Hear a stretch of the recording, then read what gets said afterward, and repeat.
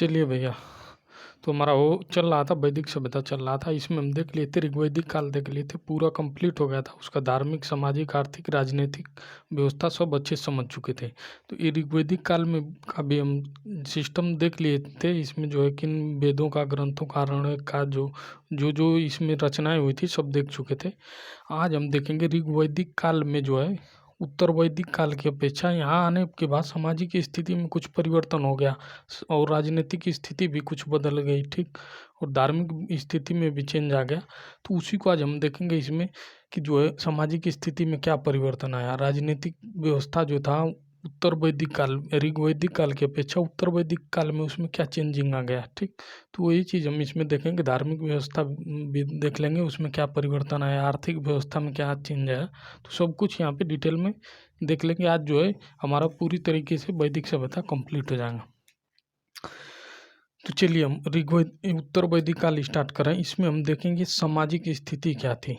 उत्तर वैदिक काल के लोग जो थे उनके समाज में स्थिति क्या थी, उसको हम समझने के यहाँ प्रयास करेंगे। देखिए,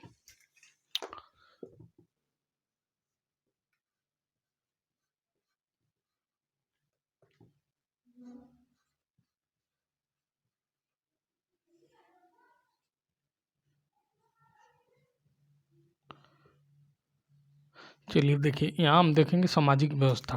तो पहले हम देख लेते हैं जाति व्यवस्था। इसमें हम देख लेते हैं सामाजिक व्यवस्था का ये अंग है। देखिए, इसमें हम पहला देखेंगे जाति व्यवस्था।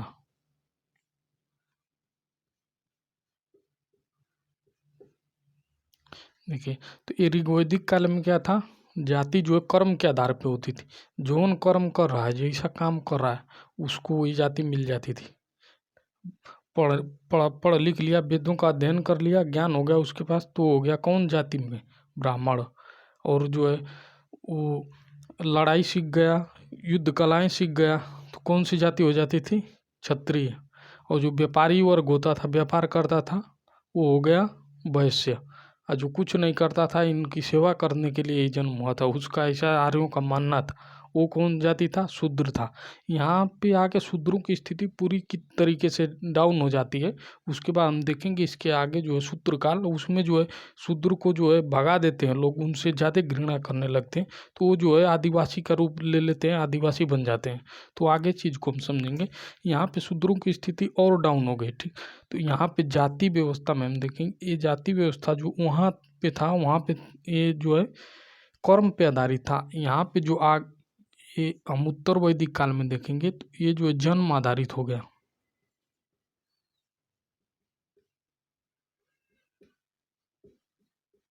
अब जो जन्म से ही जो पहले का ब्राह्मण था, वो इस काल में आया तो उसका लड़का ही ब्राह्मण ही होगा। पहले जो होता था, वो जो ब्राह्मण का लड़का जैसा कर्म करता था, वैसा जो है उसको जाति मिल जाता था। मतलब जो जैसा कर्म वैसी जाति। यहाँ पे अब कुछ भी करिए, जाति एक बार निर्धारण हो गया, आप ज्ञानी बनिए, वेद का अध्ययन कर लीजिए, ब्राह्मण नहीं बन सकते, ठीक। तो यहाँ पे ये सिस्टम हो गया जाति व्यवस्था में। दूसरा हम सेकंड देखेंगे, यहाँ पे स्त्रियों की स्थिति जो पूरी तरीके से डाउन हो गया। हम देखे थे ऋग्वैदिक काल में, तो वहाँ पे स्त्रियों, चलिए हम पहले नोट कर दे रहे हैं। देखिए, पहला पॉइंट है, ये हम सेकंड पॉइंट में देखेंगे स्त्रियों की दशा।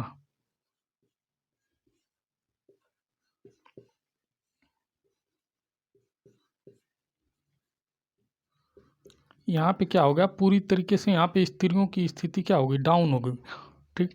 उनका जो है पूरी तरीके से उनकी स्थिति डाउन हो गई। कैसे डाउन हुई उसको हम समझते थे। देखिए, ऋग्वैदिक काल में स्त्रियों के लिए क्या था, सभा और समिति में क्या भाग लेती थी, विदत में, ठीक। यहाँ पे जो है उनका ये स्वतंत्रता छीन लिया गया। अब स्त्रियों को जो है सभा समिति में क्या भाग नहीं ले सकती हैं। तो पहला पॉइंट यहाँ पे हो गया, सभा और जो समिति थी, सब समिति, सभा में नहीं था, समिति और विदत जो थी संस्था,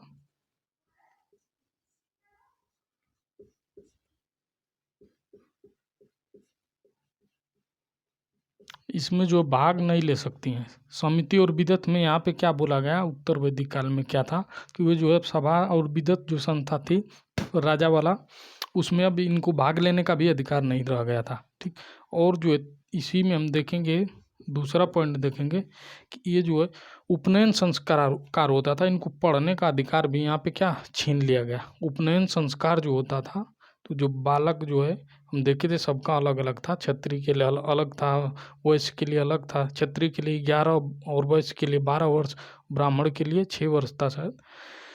तो वो जो उतना जो है 5 साल पूरा होने के बाद उसका जो है उपनयन संस्कार होता था। उपनयन संस्कार एक जो है धार्मिक पूजा का आयोजन होता था, उसमें जो उसका संस्कार किया जाता था और लास्ट टाइम जो उसको विदाई दिया जाता था, वो जो है जाके शिक्षा ग्रहण करता था। तो उपनयन संस्कार वही था। तो यहाँ पे जो स्त्रियों को उपनयन संस्कार में भी क्या बैन कर दिया गया, यानी अब उपनयन संस्कार इनका बंद हो गया। तो उपनयन संस्कार जो था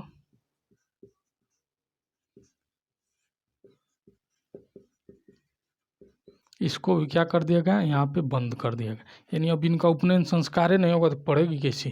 ठीक, और सेकेंड काम क्या किया गया, स्त्रियों की दशा यहाँ पे पूरी तरीके से धीरे धीरे एकदम डाउन हो गया। ठीक, अब इनका जल्दी जल्दी शादी ब्याह करके भगाओ। ठीक, तो यहाँ पे वो सिस्टम लगा दिए कि जल्दी से इसका शादी विवाह कर दो, काम खत्म स्त्रियों के लिए। ठीक, तो शादी ब्याह के चक्कर में बाल विवाह शुरू कर दिए। देखिए, तो ये जो है यहाँ पे हो गया बाल विवाह।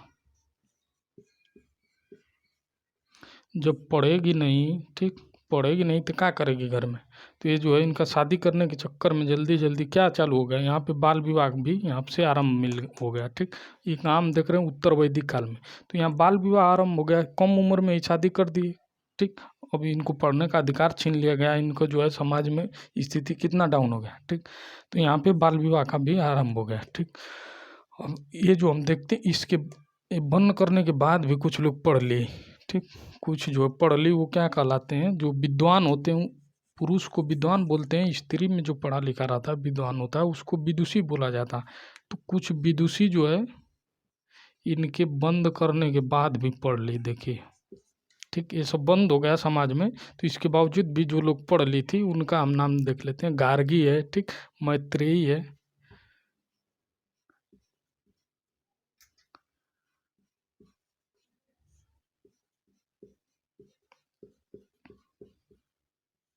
ठीक, देखिए, तो ये गार्गी हम देख लिए, मैत्रेयी देख लिए, कात्यायनी है, ठीक, सुबला है।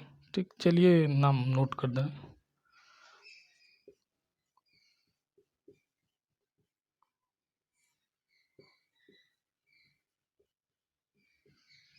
आपको ये 3 नाम याद रखना है। ठीक, गार्गी, मैत्रेयी, कात्यायनी, ये जो है उत्तर वैदिक काल की विदुषी पूछेगा तो कौन है, गार्गी, मैत्रेयी, कात्यायनी, सुबला। ठीक, और देववती, तो चलिए और एक आध दो है, इम्पोर्टेंट नहीं, आपको इतना ही याद रखना है। ठीक, तो इनकी स्थिति क्या हो गई, यहाँ पे डाउन हो गई थी, उसके बावजूद इसमें विदुषी का मतलब विद्वान लोग थी। ठीक, तो ये लोग पढ़ने, ये जो गार्गी है, मैत्रेयी, कात्यायनी, सुबला, ठीक, तो ये विदुषी महिलाएं हैं किस काल की, उत्तर वैदिक काल की। अब देखिए, अब यहाँ पे जो है अब गोत्र प्रथा का भी आरंभ हो गया। गोत्र प्रथा क्या है उसको समझते हैं। देखिए,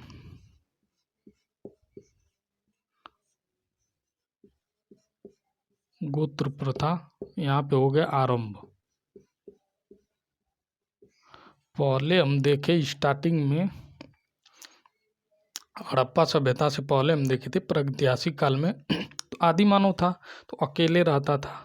ठीक, उसके बाद जो देखिए हड़प्पा सभ्यता में तो एक परिवार के रूप में, एक गांव के रूप में रहता था। यहाँ पे हम देखें कि धीरे धीरे उनका विकास हो रहा था। अब जो है एक गोत्र प्रथा क्या है, मतलब एक से जुड़ा हुआ, मतलब उसका जो है खानदान हम बोलें या वंश बोलें, वही चीज़ है। तो यहाँ वंश वाला प्रथा यहाँ पे आरंभ हो गया। यानी अब गोत्र का कौन है, उसका रिलेटेड मतलब उसके जो है रिलेटिव लोग, जो जितना लोग फैले हैं वो गोत्र हो गया। ठीक, तो यहाँ पे गोत्र प्रथा का आरंभ हो गया, यानी वंश प्रथा समझिए उसका आरंभ हो गया। तो क्यों इसको चालू किया गया, इसको इसलिए चालू किया गया कि एक गोत्र में जो है शादी नहीं हो सकता। मान लीजिए मेरा रिलेटिव का रिलेटिव बढ़ते हुए पूरा ज़्यादा दूर तक जो है रिलेटिव है, उसके बाद जो है इसी का रिलेटिव कहीं दूसरे और फैला हुआ है, तो इन दोनों का शादी हो जाता था। ठीक, पता ही नहीं था कौन गोत्र है। तो ये जो है गोत्र प्रथा आरंभ हो गया तो इस पे क्या बैन कर दिया गया, यानी सेम गोत्र में क्या विवाह नहीं हो सकता था, तो इसीलिए यहाँ पे गोत्र प्रथा चालू हो गया। तो ये धीरे धीरे सिस्टम ये सब कौन बना रहा था, ये जो ब्राह्मण लोग थे वही ये सब चालू कर रहे थे। अपने तो भैया ले लिए कौन चीज, जन्म आधारित बन गए ब्राह्मण। अब तो जान गए कि कोई आएगा नहीं दूसरा, हम ही लोग का जो है गोत्र फैलेगा चाँप के पूरा। ठीक, तो ये सिस्टम जो है अब अपने लिए जो है आगे देखेंगे कि ये सिस्टम बना दिए कि ब्राह्मण कुछ भी कर ले, किसी कोई हत्या नहीं कर सकता। ठीक, तो आगे हम उसको देखेंगे राजनीतिक स्थिति में। तो चलिए हम देख लिए, यहाँ पे हो गया गोत्र प्रथा आरंभ हो गया।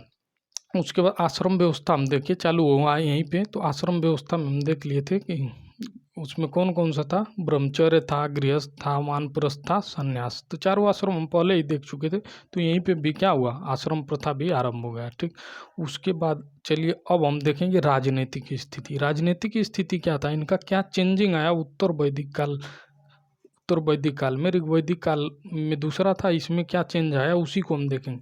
तो चलिए अब जो है हेडिंग डाल लीजिए राजनीतिक व्यवस्था। सामाजिक व्यवस्था हम देख लिए, देखिए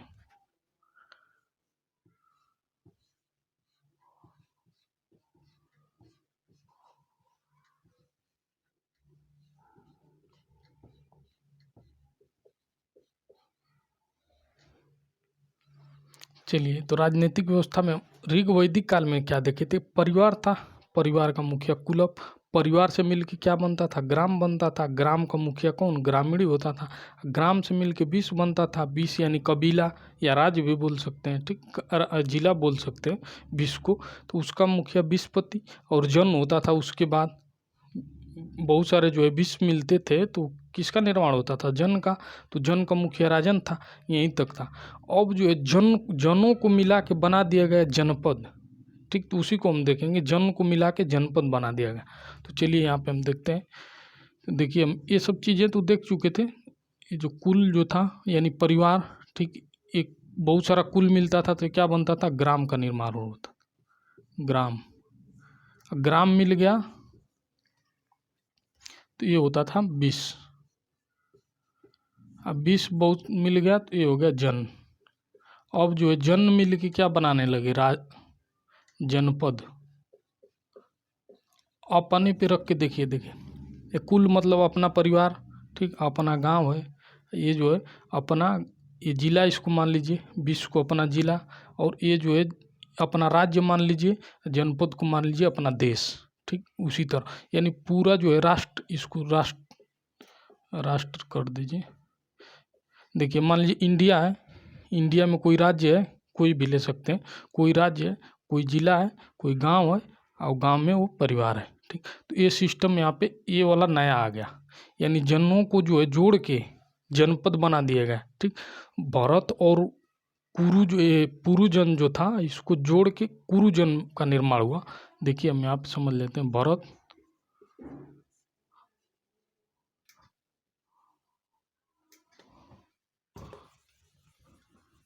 चलिए पहले इसका मुखिया हम देख लेते हैं, उसको हम आगे समझ लेंगे। कुल को जो है कुलप, ये सब देख चुके थे, ग्राम का ग्रामीणी, विश्व का जो था विश्वपति, जन को जो था राजन यानी राजा, यहाँ पे भी है क्या, राजा। ठीक, ये यहाँ पे राजा ही था, और जो क्षेत्रों को जीत के अपन में मिला के पूरा का राजा बन गया। ठीक, तो वही है, यहाँ पे भी है वही है। ठीक, तो अलग अलग दिशाओं में उनका नाम अलग है, उत्तर में देखेंगे तो विराट है, नीचे में देखेंगे तो भोज है, और जो पूर्व में देखेंगे सम्राट, और इधर देखेंगे तो स्वराट पश्चिम साइड, तो उसको आगे हम देख लेंगे। तो यहाँ पे हम क्या देखें कि जन मिल के क्या जनपद का यहाँ पे निर्माण हो गया। भरत और पुरु जो जन था, देखिए भरत और ये पुरु, ये दोनों मिल के क्या बन गए, कुरु। इसी तरह बहुत सारे जन हैं जो मिल के क्या, ये जनपद है, ये जनपद, ये है भैया जन, ये भी क्या है, जन। ठीक, तो भरत और पुरु भरत और पुरु दोनों जन थे, यानी ये वाला सिस्टम, यानी इस जन में क्या था, विष था, ग्राम था, कुल था। अब ये पूरा मिल के भरत अलग जो है था और पुरु अलग जन था, दोनों को मिला के क्या बन गया, जनपद। ठीक, यानी जैसे मान लीजिए ये अलग राज्य है, ये अलग राज्य है, ये अलग राज्य है। ठीक, मान लीजिए कि ये जो है बिहार है, ये पश्चिम बंगाल, दोनों एक था। ठीक, 1912 में जो क्या हुआ अलग हो गया, तो ये जो है दोनों क्या, पश्चिम बंगाल और बिहार दोनों आपस में जुड़ गए, जुड़ के क्या बना दिए, एक राज्य का निर्माण हो गया। ठीक, जैसे पश्चिम बंगाल में पूरा आता था, तो ये जो 1912 में क्या हुआ, जॉर्ज पंचम जब आए थे, दिल्ली दरबार का आयोजन हुआ और वहाँ की महारानी जो थी मैरी, तो उनके आयोजन में क्या हुआ, घोषणा कई सारी चीज़ें हुआ था। वहाँ पे दिल्ली को राजधानी घोषित किया गया था, लॉर्ड हार्डिंग था उस समय, 1911 में घोषित किया, 1912 में बन गया। उसी समय क्या, यहाँ पे बंगाल और बिहार दोनों अलग राज्य बन गया था। तो उसी तरह यहाँ पे जो है भरत और पुरु जो है मिल के क्या, कुरु जनपद बन गया। ठीक, तो चलिए इस पर ज़्यादा डिस्कस नहीं करेंगे, इतना बहुत है। इसी तरह बहुत सारा जन था जो मिल के क्या, जनपद का निर्माण कर दिया। तो अब हम इसमें चीज़ें देखेंगे, और राजा में के जो राजा के अधिकारों में क्या यहाँ पे वृद्धि हो गया। इस पे जो है सभा और समिति के कंट्रोल में रहता था, थोड़ा डर डर के रहता था। ठीक, क्योंकि जो है कौन था, समिति जो थी, सभा थी, क्या राजा को चुनने का अधिकार उन्हीं के पास था। ठीक, तो ये जो है अब उनसे मुक्त हो गया। यहाँ पे राजा जो है, सभा जो थी और समिति, इनका जो है ये राजा पे नियंत्रण क्या हो गया, नियंत्रण खत्म। मतलब अब राजा जो है इनके बातों को मानने के लिए बाध्य नहीं था। ठीक, अब यहाँ पे स्वतंत्र हो गया, इसका जो है अधिकारों में क्या थोड़ा वृद्धि हो गया, नियंत्रण इसका खत्म हो गया, सभा और समिति का इन्हीं के कंट्रोल में रहता था, डरता था। अब जो यहाँ पे क्या, नियंत्रण इसका खत्म हो गया। ठीक, तो चलिए अब हम देख लेते हैं किस क्षेत्र में किसको क्या बोला जाता था। ये सिस्टम यहाँ पे डेवलप हो गया किसमें, उत्तर वैदिक काल में। ठीक, तो उत्तर वाला जो था, देखिए यहाँ पे हम नोट कर देना, देखिए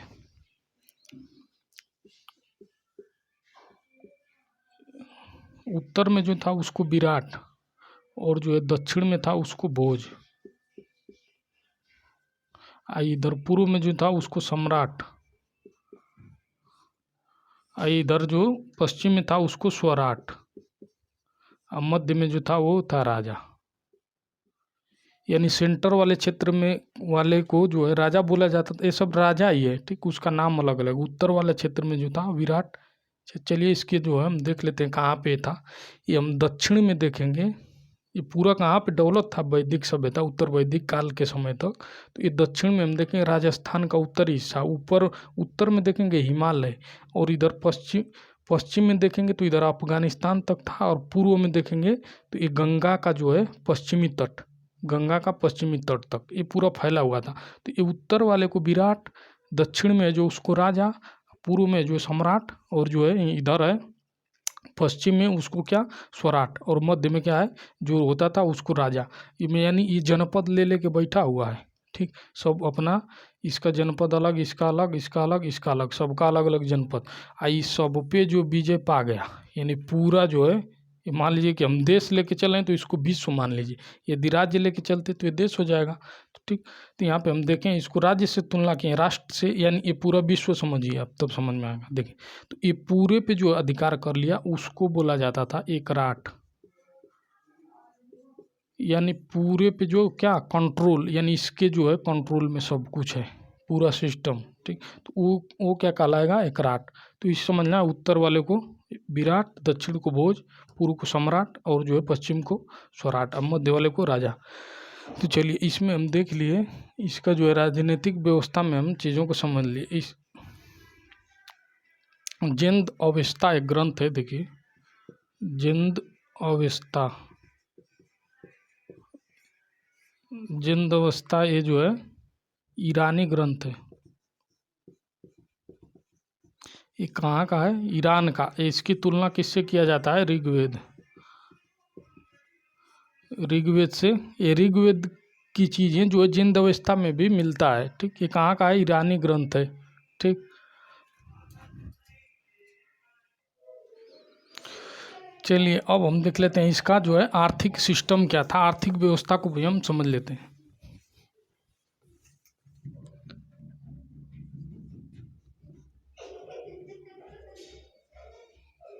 आर्थिक व्यवस्था। आर्थिक व्यवस्था क्या था देखिए, तो यहाँ पे क्या हो गया, उत्तर वैदिक काल में ऋग्वैदिक काल की अपेक्षा यहाँ पे क्या हो गया, लोहा का खोज हो गया, यानी लोहे का जो है आविष्कार, खोज लिख देते हैं। चलिए देखिए, ये जो है 1000 BC में क्या हो गया, लोहे का खोज।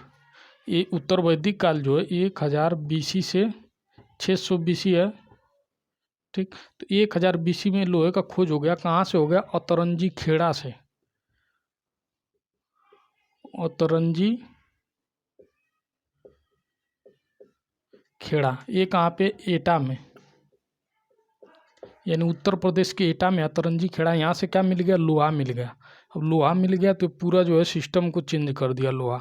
यहाँ पे औजार बनाने लगे और कृषि करने का औजार यहाँ पे बनने लगा। तो इसकी वजह से क्या, कृषि का महत्व तो क्या हो गया, बढ़ गया, यानी कृषि यहाँ पे ज़्यादा डेवलप हो गया, कृषि बढ़ गया, पशुपालन क्या हो गया, घट गया, यानी कृषि पे फोकस करने लगे। पशुपालन हो रहा था लेकिन कम मात्रा में। तो ये मुख्य में आएगा, मुख्य व्यवसाय इनका हो गया यहाँ पे कृषि, और सेकेंड जो है पशुपालन तो था ही, यानी कृषि को ज़्यादा महत्व देने लगे। और ये जो है मुख्य फसल इनकी हो गई, मुख्य व्यवसाय इनका हो गया। और तरंजी खेड़ा से और क्या मिला है, यहाँ से तो मिल गया लोहा, और यहाँ से मिल गया चावल, जौ और गेहूँ। देखिए चावल को क्या बोला जाता था, ये जो है इनकी भाषा क्या थी, संस्कृत जानते थे, आर्य लोग जो है संस्कृत में बोलते थे। तो ये जो है चावल को बोलते थे ब्रीही, जौ को बोलते थे यौ, और गेहूँ को बोलते थे गोधूम। ये जो है इसका क्या होता है, तत्सम शब्द में भी आएगा। तो चावल को क्या ब्रीही, जौ को यौ, और गेहूँ को गोधूम, ये संस्कृत रूप है, ठीक, इतना ध्यान रखना। तो ये जो है इस नाम से यूज करते थे। तो यहाँ से लोहे का खोज हुआ, यहाँ से, ठीक। यहाँ से एक खोज नहीं हुआ, यहाँ पे मिला है, वो हम बता रहे हैं। यहाँ पे चावल का खोज नहीं हुआ है, यहाँ पे चावल पाया गया है, ठीक। चावल और जगह से भी मिला है, यहाँ से भी मिला था, तो इस चीज़ को हम देख लिए। तो यहाँ पे हो गया लोहे का आविष्कार हो गया, ठीक। यहाँ पे कृषि का महत्व तो बढ़ गया, पशुपालन क्या हो गया, डाउन हो गया थोड़ा। और लोहे को क्या बोलते थे, कृष्ण अयस या श्याम अयस, ठीक। लोहे को कृष्ण अयस या इसी को बोलते थे श्याम अयस। तांबा को बोलते थे, लोहित अयस,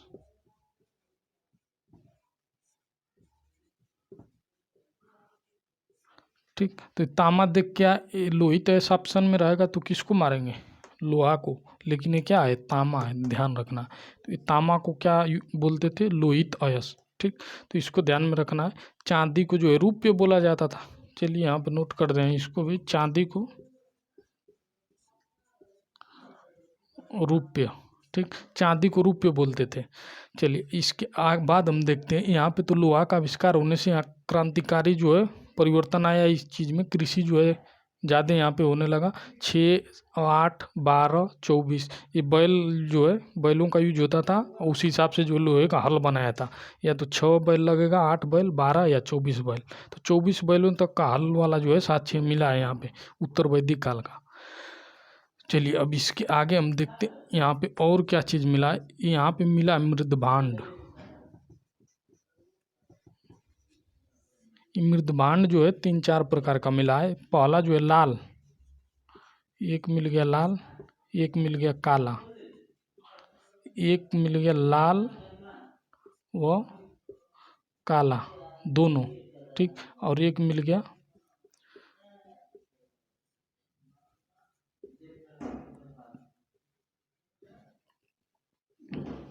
देखिए तो ये लाल मिल गया, ये काला, लाल चित्रित, ये जो है लाल मृदभांड मिला, काला मृदभांड, लाल व काला मृदभांड और चित्रित धूसर मृदभांड। तो मृदभांड क्या मतलब है, ये जो है मिट्टी का बर्तन होता था जो यूज करते हैं, हम पहले इस चीज़ को समझ चुके हैं, ठीक। हड़प्पा सभ्यता मृदभांड क्या होता है, तो मिट्टी का बर्तन ही होता था, ये लाल रंग का होता था, काला रंग का, ये कलर करते थे सब, ठीक है। चित्रित घोषर ये जो है उस पे मृदभांड बना है, उसी पे चित्र बना दिया तो ये क्या हो गया, चित्रित घोषर।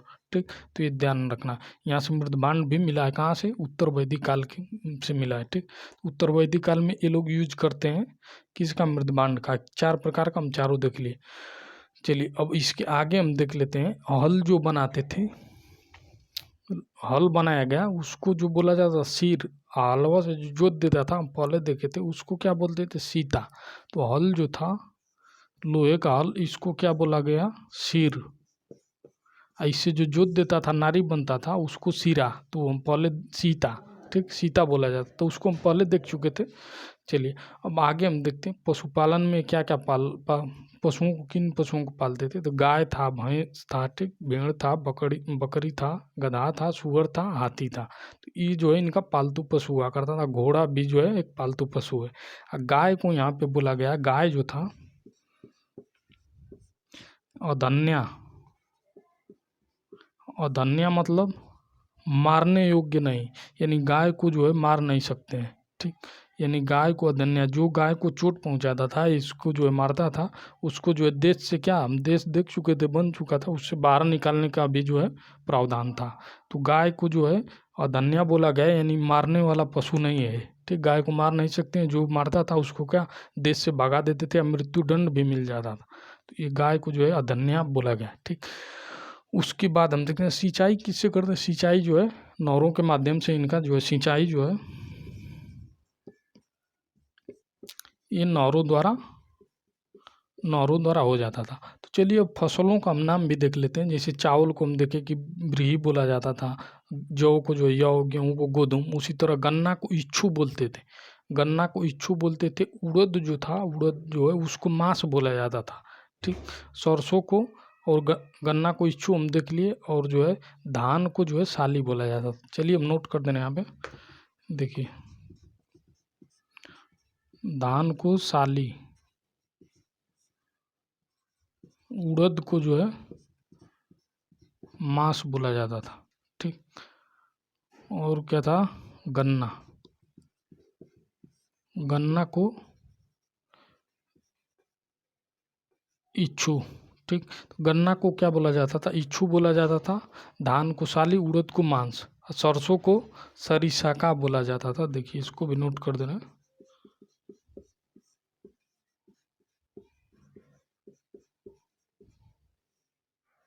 सरसों को। तो ये जो है सब नाम है, इसका क्या है, संस्कृत वर्जन है। ठीक, तो ये ध्यान में रखना।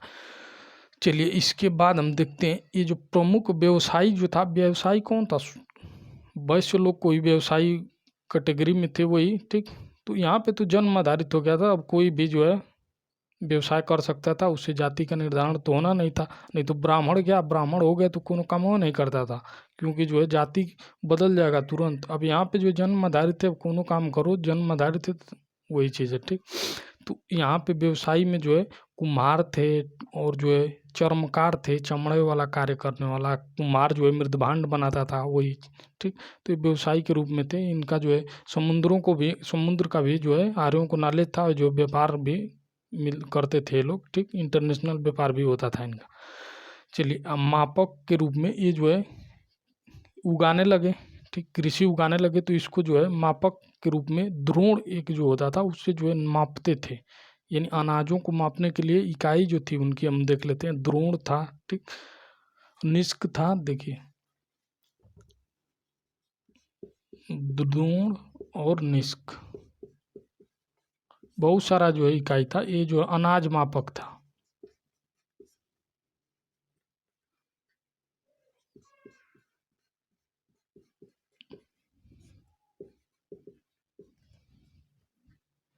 इसी से क्या, द्रोण से अनाज मापते थे। ये निष्क भी ये मापक की इकाई था। ठीक, तो चलिए हम देख लिए इसका जो है मापक की इकाई।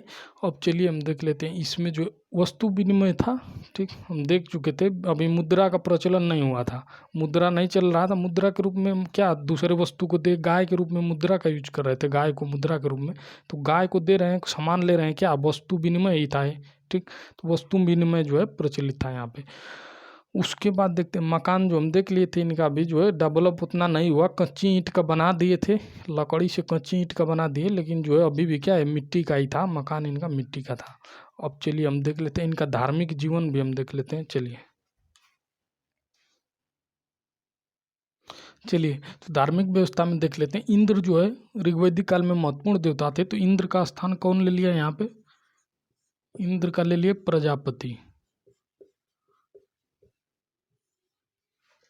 इंद्र का स्थान कौन ले लिए, यहाँ पे ले लिए प्रजापति। अब पूषण जो थे पशुओं के देवता थे, पूषण ये पशु के देवता थे, लेकिन उत्तर वैदिक काल में क्या हो गए, इनका प्रोग्रेस हो गया, शूद्रों के देवता बन गए।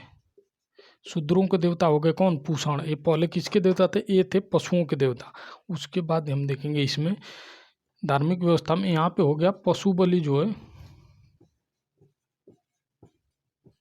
पशु बलि जो है यहाँ पे बढ़ गया, यानी पशुओं को खूब काटा जाने लगा, उसका जो है मांस खाते थे। ठीक, तो यहाँ पे पशु बलि बढ़ गया। क्यों बढ़ गया, क्योंकि जो है यहाँ यज्ञ का महत्व बढ़ गया, यज्ञ का महत्व, यानी यज्ञ जो है कराएगा वो श्रेष्ठ है। ये कौन बता दिए, बाबा जी लोग। तो यज्ञों का महत्व बढ़ गया, तो पशु भी यज्ञ में ही तो पशु बलि देते थे, तो ये पशु बलि भी यहाँ पे बढ़ गया। इतना यहाँ पे जो है बहुत सारा सिस्टम इतना गंदा हो गया, आगे चल के तब जो है जैन धर्म आ गया, फिर बौद्ध धर्म आ गया। तो ये लोग जो है सताए हुए लोग थे, तुरंत अपना लिए दूसरे धर्म में चले गए, हमको नहीं रहना है। ये आ रहा था कौन, ये धर्म है, सनातन धर्म यही है। ठीक, तो ये यहाँ पे यज्ञ का महत्व बढ़ गया, पशु बलि बढ़ गया, और जो है यहाँ पे हम देख लिए। चलिए इतना काफ़ी है। चलिए दोस्तों, तो यहाँ पे हम इतना ही देखेंगे धार्मिक व्यवस्था में। हम आगे बहुत सारी चीज़ें पीछे ही देख चुके थे। ठीक, ये देवता कौन कौन थे, धार्मिक की स्थिति वहाँ पे हम समझ चुके थे, कौन कौन से देवता थे, ठीक, उनका क्या कार्य था, किस लिए पूजे जाते थे, तो सब चीज़ें हम पहले ही देख चुके थे। तो चलिए दोस्तों, मिलते हैं नेक्स्ट वीडियो में, तब तक के लिए जय हिंद।